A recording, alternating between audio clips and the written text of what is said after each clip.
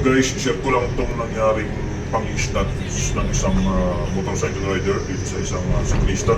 So baka may nakakakilala sa inyo dito sa taong ito.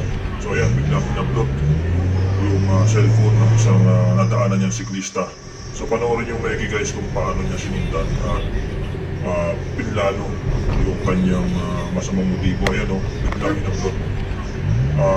Yun, marunong ng takbo at talagang kahit maraming nakakakita baliwala sa kanya. So piling ko talaga matagal niya ng gawain to pang-isnas o gumawa ng hindi maganda. Kaya doon sa mga siklista natin, sa mga biker, hanggang maaari huwag nyo na po ilagay yung mga cellphone sa bahagi ng katawan ninyo na visible sa mga nakakasabay natin sa daan, dahil anumang oras ay pwedeng mangyari ito sa inyo at pwedeng maulit ito sa iba.